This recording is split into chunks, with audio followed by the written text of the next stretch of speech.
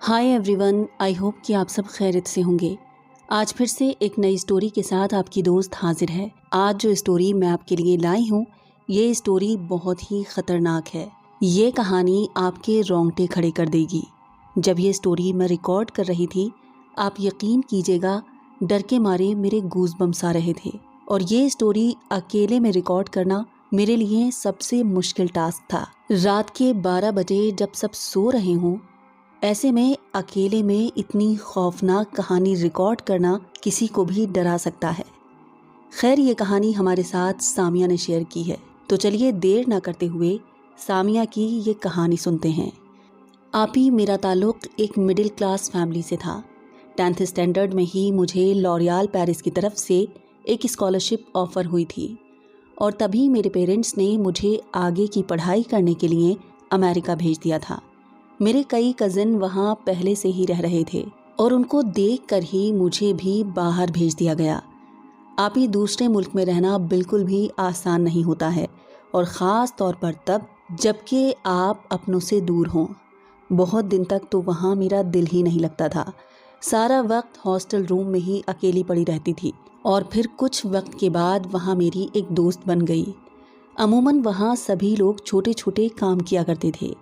जितने भी स्टूडेंट्स वहाँ पढ़ते थे वो सभी कोई ना कोई पार्ट टाइम जॉब किया करते थे। मेरी वो दोस्त भी कपड़े का एक छोटा सा बिजनेस करती थी। वो सेल में आने वाले डिफेक्टिव कपड़े कहीं से मंगाया करती थी और फिर उन्हें स्टॉल लगाकर सेल किया करती थी। हैरत की बात ये थी कि उसकी सेल काफ़ी अच्छी थी। जितना भी स्टॉक वो मंगाया करती थी अमूमन सारा ही सेल हो जाया करता था।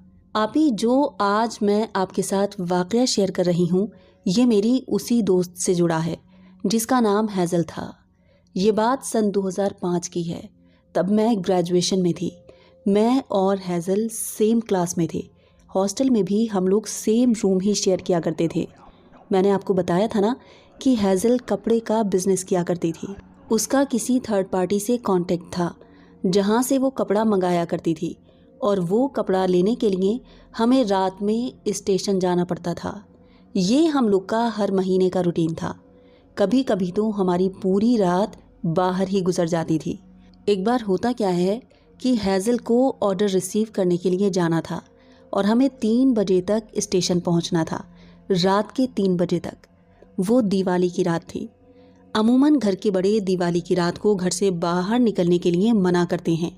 मेरे पास भी मेरी अम्मी का फ़ोन आ गया था कि टाइम से सो जाना और आज रात कहीं बाहर मत जाना। लेकिन आप ही, प्रॉब्लम ये थी कि हम लोग ऑलरेडी पेमेंट कर चुके थे और हमारा ऑर्डर वहाँ से डिस्पैच हो चुका था, इसलिए वो ऑर्डर हमें रिसीव करना ही था। फाइनली हम दोनों रात के 12 बजे गाड़ी लेकर स्टेशन के लिए निकल पड़े। मैंने अपने घर पर किसी को कुछ नहीं बताया था। उन्हें तो लग रहा था कि मैं अपने रूम पर आराम कर रही हूँ और मैं रात के 12 बजे सड़क पर तेज़ी से गाड़ी दौड़ा रही थी। लेकिन उस दिन मेरे दिल में बहुत ज़्यादा खौफ था। एक तो ये कि मैंने घर पर किसी को नहीं बताया था, और दूसरा ये कि वो दिवाली की रात थी। लेकिन मेरी दोस्त हैज़ल को किसी बात की कोई टेंशन नहीं थी। वो आराम से बैठी म्यूज़िक एंजॉय कर रही थी। तभी मैंने देखा कि आगे रोड ब्लॉक है। जब हमने वहाँ जाकर देखा तो वहाँ एक एक्सीडेंट हुआ था। बहुत ही बड़ा एक्सीडेंट था और इसलिए उस रोड को ब्लॉक कर दिया गया था। मैंने हैज़ल की तरफ देखा कि अब क्या करें, और तब हमें जंगल की ओर से एक कच्चा रास्ता दिखाई दिया। क्योंकि हैज़ल वहाँ काफ़ी वक्त से रह रही थी, इसलिए वो वहाँ के रास्तों से बखूबी वाकिफ़ थी। और फाइनली हैज़ल के कहने पर मैंने कार उस कच्चे रोड पर डाल दी। अभी हम थोड़ा ही आगे बढ़े थे कि वहाँ रास्ते के दोनों तरफ घना जंगल दिखाई देने लगा। मैंने हैज़ल से कहा कि ये जंगल तो बहुत घना है, यहाँ जाना सेफ भी रहेगा? हैज़ल ने हाँ में सर हिलाया। मैंने घना अंधेरा देखते हुए कार की स्पीड बढ़ा दी, लेकिन जंगल था कि ख़त्म होने का नाम ही नहीं ले रहा था। तभी अचानक मौसम ख़राब होने लगा और तेज़ हवाएं चलने लगी। आसपास लगे दरख्त बहुत तेज़ी से हिलने लगे, जैसे कि आपस में टकरा जाएंगे। हवा में धूल इतनी ज़्यादा बढ़ गई थी कि आगे का कुछ दिखाई ही नहीं दे रहा था। परेशान होकर मैंने कार की स्पीड बहुत ही कम कर दी। मौसम बिगड़ता देख मेरे दिल में अजीब अजीब से ख्याल आने लगे। मैंने हैज़ल से कहा कि अभी तो सब कुछ ठीक था, अचानक मौसम कैसे ख़राब हो गया। मेरे जहन में मम्मी की वो तमाम बातें घूम रही थीं कि दिवाली की रात घर से बाहर नहीं निकलते हैं। तब हैज़ल कहने लगी, क्या यार, तुम भी बहुत डरती हो, ये तो मौसम है, कभी भी ख़राब हो सकता है, रिलैक्स करो, मैं हूँ ना। हैज़ल की ये बात सुनकर मुझे थोड़ा सुकून मिला।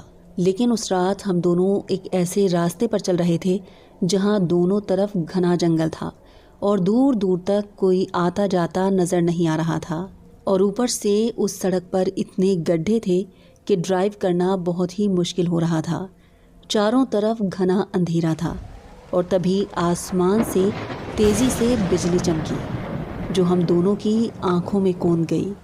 बिजली की आवाज़ इतनी तेज़ थी कि मेरा दिल हलक में आ गया। जब हम दोनों ने इस जंगल में कार मोड़ी थी तब हमें लगा था कि थोड़ी ही देर में रास्ता आगे खुल जाएगा, लेकिन रात का 1:30 बज चुका था। पिछले 1 घंटे से हम दोनों उस जंगल में ही भटक रहे थे और कहीं कोई रास्ता नज़र नहीं आ रहा था। देखते ही देखते बहुत तेज़ बारिश शुरू हो गई। बारिश इतनी तेज़ थी कि सामने का कुछ दिखाई ही नहीं दे रहा था। तब हैज़ल ने कहा, कुछ देर यहीं रुक जाते हैं, हो सकता है कि कोई रास्ता दिखाई दे। तब मैंने अपनी पॉकेट से मोबाइल फ़ोन निकाला, लेकिन फ़ोन में तो नेटवर्क ही नहीं था। हैज़ल के फ़ोन में भी नेटवर्क नहीं था और इसलिए वो भी अब थोड़ी परेशान लग रही थी। हम दोनों जंगल के बीचों बीच एक पेड़ के नीचे कार के अंदर बैठे थे और बारिश थमने का इंतज़ार कर रहे थे। और तभी अचानक बाहर से किसी के खिड़की को धपधपाने की आवाज़ आई। मैं डरकर चौंक गई कि यहाँ इस वक्त कौन हो सकता है। हम दोनों उस वक्त बहुत डर गए। मैंने हैज़ल को इशारा किया कि दरवाज़ा मत खोलना और उस वक्त मैं वो तमाम दुआएं पढ़ने लगी जो मेरी अम्मी ने मुझे सिखाई थी। इतने में खिड़की पर किसी ने दोबारा से हाथ मारा। वो आवाज़ इतनी तेज़ थी कि लग रहा था खिड़की टूट जाएगी। हम दोनों की सांसें हलक में अटक गईं। मैंने डरते हुए पूछा, कौन है? तो कोई जवाब ही नहीं आया। मैंने फिर पूछा, कौन है वहाँ? लेकिन बाहर से कोई जवाब नहीं आया। तब हैज़ल ने साइड मिरर हल्का सा खोल कर देखा तो एक सफ़ेद कलर की शॉल पहने एक लड़की बाहर खड़ी थी। वो लड़की बाहर खड़ी बारिश में भीग रही थी। हैज़ल ने पूछा, क्या हुआ, यहाँ क्यों खड़ी हो? तब उस लड़की ने अंदर आने का इशारा किया। हैज़ल ने बैक सीट का दरवाज़ा खोल दिया और वो लड़की वहाँ आकर बैठ गई। मैंने देखा कि उसने एक बड़ी सी सफ़ेद चादर लपेट रखी थी। वो पूरी तरह से उसमें ढकी हुई थी। देखने में बहुत ही खूबसूरत लग रही थी, लेकिन वो बार बार अपने होंठों का हिस्सा अपने हाथ से चादर में छुपा रही थी। उसके पास बहुत ही अजीब सी खुशबू आ रही थी, जैसे किसी ने कपूर की शीशी उड़ेल दी हो।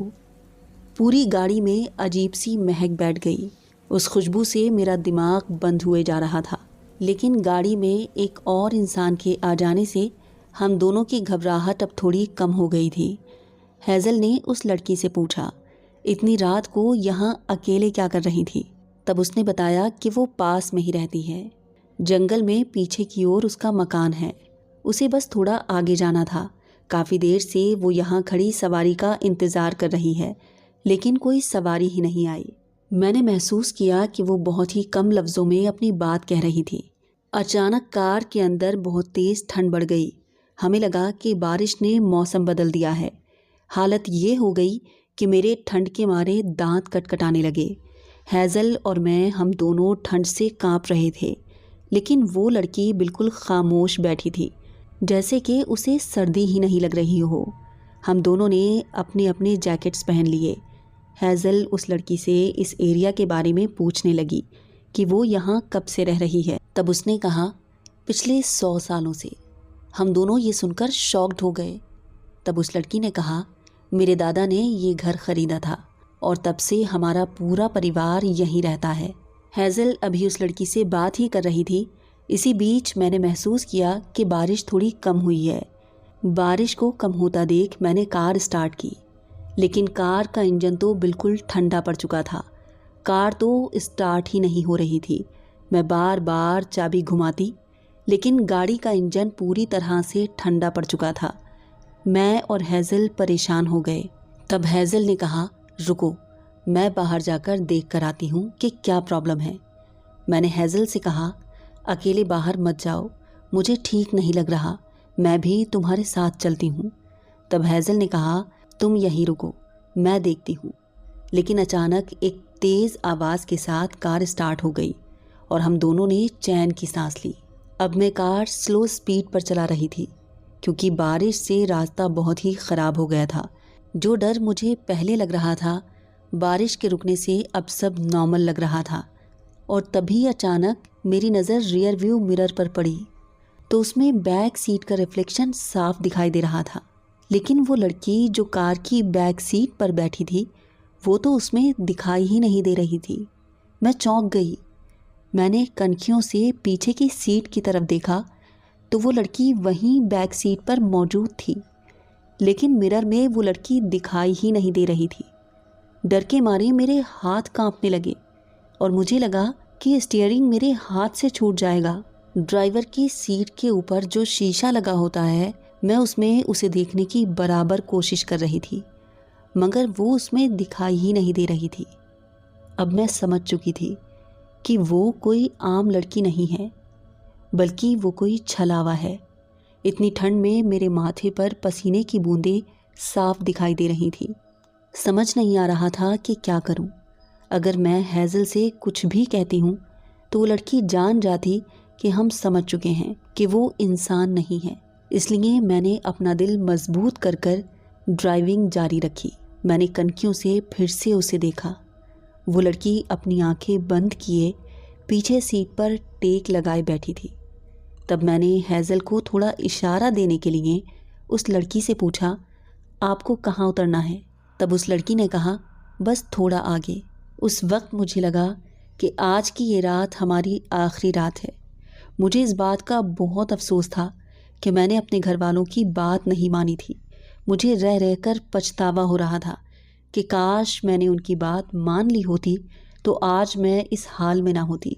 मेरी कैफियत बहुत ही अजीब सी थी। एक अजीब सी दम घुटने वाली बेचैनी मेरे अंदर छाई हुई थी। मेरा सारा जिस्म पत्थर का हो गया था। मैं कार चला तो रही थी, लेकिन मुझे कुछ दिखाई नहीं दे रहा था। और फिर एक सुनसान मोड़ पर उस लड़की ने कार रोकने के लिए कहा। मैंने वो कार वहीं रोक दी। वो जंगल का एक सुनसान इलाका था। ना वहाँ कोई आबादी थी और ना ही कोई मकान था। दूर दूर तक जंगल फैला हुआ था। वो लड़की कार से वहीं उतर गई। हैज़ल ने उससे कहा, इतनी रात को इस अंधेरे में कहाँ जाओगी? मैं हैज़ल का हाथ पकड़ रही थी कि उससे कोई सवाल ना करो और उसे जाने दो, लेकिन हैज़ल कहाँ रुकने वाली थी। उसने आगे कहा, अगर तुम कहो तो हम तुम्हें आगे भी छोड़ सकते हैं, क्योंकि रात बहुत ज़्यादा है और जंगल बहुत घना है। लेकिन उस लड़की ने कहा कि वो आगे खुद चली जाएगी। कार से उतरकर उसने जंगल की ओर अपने कदम बढ़ा दिए और आगे जाकर उस जंगल में ही गायब हो गई। दूर खड़े मैं और हैज़ल उसे जाते हुए देख रहे थे, और जब वो इस तरह से गायब हुई तो हम दोनों की चीख निकल गई। तब मैंने हैज़ल को सारी बात बताई कि वो इंसान नहीं, कोई छलावा थी जो हमारे साथ सफ़र कर रही थी। आगे जाने की हिम्मत हम दोनों में बिल्कुल नहीं थी। एक तो हम दोनों बहुत थक चुके थे और ऊपर से हम दोनों ही अब बहुत डर गए थे। ऐसा लग रहा था कि जहाँ से हमने ड्राइव करना स्टार्ट किया था, हम दोबारा वहीं आ गए हैं। जंगल था कि ख़त्म होने का नाम ही नहीं ले रहा था। मैंने कार की स्पीड बहुत तेज़ कर दी थी कि कहीं वो लड़की वापस हमारा पीछा ना कर ले। और तभी हमें दूर हल्की सी एक रोशनी दिखाई दी। हमने देखा कि वहाँ हल्की सी रोशनी जल रही थी। उस रोशनी को देखकर हैज़ल और मेरी जान में जान आई। हमें लगा कि वहाँ ज़रूर कोई होटल होगा, इसलिए हमने वहाँ जाकर कार रोकी। वहाँ पेड़ पर लटका एक छोटा सा बल्ब जल रहा था। न जाने किसने वो बल्ब जलाया था। पास में ही थोड़ा अंदर की साइड एक बेंच रखी हुई थी। मैं और हैज़ल जाकर उस बेंच पर बैठ गए। हम दोनों की हालत बहुत ख़राब हो चुकी थी। सोचा कि वहाँ बैठकर कुछ खा पी लेंगे तो थोड़ा सुकून मिलेगा। अभी हम दोनों वहाँ बैठे ही थे कि अचानक किसी लड़की के रोने की आवाज़ सुनाई देने लगी। ऐसा लग रहा था कि कोई लड़की रो रही है। मैंने हेज़ल से पूछा, क्या तुम्हें भी किसी के रोने की आवाज़ सुनाई दे रही है? हेज़ल ने हाँ में सर हिलाया। हम दोनों ही उस आवाज़ को सुन रहे थे। तब हेज़ल और मैंने बाहर निकल कर देखा, लेकिन आसपास कोई नहीं था। मेरे दिल में डर इतना बैठ गया था कि मुझे रह रहकर वो लड़की ही याद आ रही थी। बाहर सड़क पूरी तरह से सुनसान थी। जब हम लोग ने घड़ी चेक की तो 2:30 बज रहे थे। हमने आसपास आवाज़ दी कि हो सकता है कि आसपास कोई मौजूद हो जो हमारी मदद कर सके, लेकिन जंगल पूरी तरह से सुनसान था। हमारी ही आवाज़ें लौटकर हमारे कानों में आ रही थी। हम लोग को 3 बजे तक पार्सल रिसीव करने के लिए स्टेशन तक पहुंचना था और हम लोग ऑलरेडी लेट हो चुके थे। इसलिए देर ना करते हुए हम दोनों फिर से कार में बैठ गए। रोने की वो आवाज़ें अभी भी लगातार आ रही थीं। ऐसा लग रहा था कि वो आवाज़ें हमारा पीछा कर रही हैं। तभी हेज़ल ने मेरे कंधे पर हल्का सा हाथ रखा और मैं खौफ के मारे चीख उठी। तब उसने सामने की ओर इशारा किया। मैंने देखा सामने सड़क पर वही लड़की खड़ी थी, शॉल पहने हुए, और हमें हाथ से इशारा कर रही थी। उसे देखकर मैं डर गई और सीधे मैंने एक्सीलेटर पर पैर रख दिया। हेज़ल ने कहा, गाड़ी मत रोकना, सीधी आगे बढ़ती रहो। मैंने कार की स्पीड और बढ़ा दी। उस वक्त जो कुछ मुझे याद आ रहा था, मैं वो तमाम दुआएं पढ़ रही थी। मेरा गला सूख चुका था। तभी हम दोनों ने साइड मिरर में उस लड़की का रिफ्लेक्शन देखा। उसकी शॉल सर से उतर चुकी थी। उसके चेहरे पर लंबे काले बाल बिखरे हुए थे। उसके नुकीले दांत बाहर निकले हुए थे। हाथों के नाखून उसके इतने लंबे थे कि ज़मीन से लग रहे थे। वो देखने में बहुत ही डरावनी लग रही थी और वो चिल्लाती हुई हमारी कार के पीछे भाग रही थी। हम लोग को समझ नहीं आ रहा था कि कौन सा टर्न कहाँ लेना है। बस कार फुल स्पीड पर दौड़ा रहे थे कि आज किसी तरह हमारी जान बच जाए। और उस वक्त न जाने किसने हमारे लिए दुआ की और हमें मेन रोड दिखाई दिया। जैसे ही हम लोग उस ओर मुड़े, वो लड़की एक तेज़ चीख मारकर गायब हो गई और हमने राहत की सांस ली। मेन सड़क पर आकर हम दोनों मदद के लिए चिल्ला रहे थे। मैं चीखें मारकर रो रही थी। कहीं ना कहीं हमें इस बात का सुकून था कि हम बच गए। कुछ देर बाद जब थोड़ी राहत हुई तो हमने आसपास देखा। रोड तो चल रहा था, लेकिन आसपास कोई होटल नज़र नहीं आ रहा था। हम लोग की कंडीशन उस वक्त ऐसी नहीं थी कि हम लोग आगे चल पाते। कार हमारी बंद हो गई थी और कार के इंजन से धुआं निकल रहा था। कुछ दूरी पर हमें लाइट्स दिखाई दी। वहाँ एक होटल था। हेज़ल और मैं हम दोनों जैसे तैसे हिम्मत करके वहाँ पहुँचे और चाय ऑर्डर की। मैंने बहुत सारा पानी पिया। उस वक्त तक 3 बज चुके थे, यानी पिछले 3 घंटे से हम उस जंगल में ही भटक रहे थे। मैंने अपना फ़ोन चेक किया। फ़ोन में नेटवर्क आ चुके थे। मैंने आंखें बंद की और शुक्र अदा किया कि आज बच गए, वरना ना जाने आज क्या होता। वहाँ हम लोगों ने वॉशरूम यूज़ किया। जब मैं अंदर वॉशरूम में थी, मुझे फिर से किसी के रोने की आवाज़ सुनाई दी। ये वही आवाज़ थी जो मैंने जंगल में सुनी थी। मैंने फिर पूछा, कौन है? लेकिन आसपास कोई नहीं था। उसी वक्त मेरी आवाज़ सुनकर हेज़ल अंदर आ गई और मुझसे कहने लगी, क्या हुआ? मैंने कहा, कुछ नहीं। फिर हम दोनों ने वहाँ चाय पी। मैंने चाय वाले दादा से पूछा, दादा ये रास्ता किधर जाता है? वो बोले, कौन सा रास्ता? मैंने कहा, यही आपके बराबर से जो जंगल का रास्ता है। तब उन्होंने मुझे गौर से देखा और कहने लगे, उसकी कोई सीमा, कोई लिमिट नहीं है, वहाँ मत जाना। मैंने कहा, क्यों दादा? तब उन्होंने कहा, दिन में उस रास्ते की दूरी बस 5 मिनट की है, लेकिन रात में ये रास्ता एक ख़तरनाक भूल भुलैया बन जाता है। जो कोई एक बार इस भूल भुलैया में फंस गया, वो कभी वापस नहीं लौटता। बहुत साल पहले एक लड़की अपने हस्बैंड के साथ इस रास्ते पर गई थी। उसके बाद वो कभी वापस नहीं लौटी। वो दोनों आज तक लापता हैं। इन्वेस्टिगेशन में जब पुलिस के हाथ कुछ नहीं लगा तो वो केस बंद कर दिया गया। लेकिन तब से अक्सर एक लड़की सफ़ेद शॉल पहने इस जंगल में दिखाई देती है। कहते हैं कि इस जंगल में छल रहते हैं और हर साल दिवाली पर अमावस्या की रात को ये जंगल एक भेंट लेता है। मैं पिछले 15 सालों से ये होटल चला रहा हूँ और हर साल दिवाली की रात यहाँ कोई ना कोई उस छल का शिकार बनता है। दादा की ये बात सुनकर हम दोनों के रोंगटे खड़े हो रहे थे। इतने में ही कार ठीक करने वाला भी आ गया। कार की हालत देखकर वो भी हैरान लग रहा था।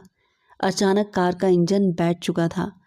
उसने कहा कि अभी तो मैंने कार ठीक कर दी है, लेकिन कल आप इसे सर्विस के लिए लेते आना। कार ठीक कराकर हम दोनों सीधे स्टेशन की ओर निकले। स्टेशन पहुंचते पहुंचते 4 बज चुके थे। वहां से पार्सल रिसीव कर हम लोग सीधे घर आ गए। हेज़ल तो ठीक थी, लेकिन मेरी तबीयत बहुत ही ख़राब हो गई थी। मेरे जहन से वो लड़की जा ही नहीं रही थी। वो रोने की आवाज़ें मुझे हर वक्त अपने कानों में सुनाई दे रही थी। घर आकर मुझे बहुत तेज़ बुखार हो गया था। कई दिन तक मैं अपने कमरे में ही बंद रही। तबीयत मेरी ठीक ही नहीं हो रही थी, तो अम्मी ने मुझे घर बुला लिया। अम्मी ने मुझ पर पड़ा फूंका, तब कहीं जाकर मैं थोड़ा ठीक हुई और उसके बाद मैंने तौबा की कि कभी भी दिवाली पर बाहर नहीं जाऊंगी।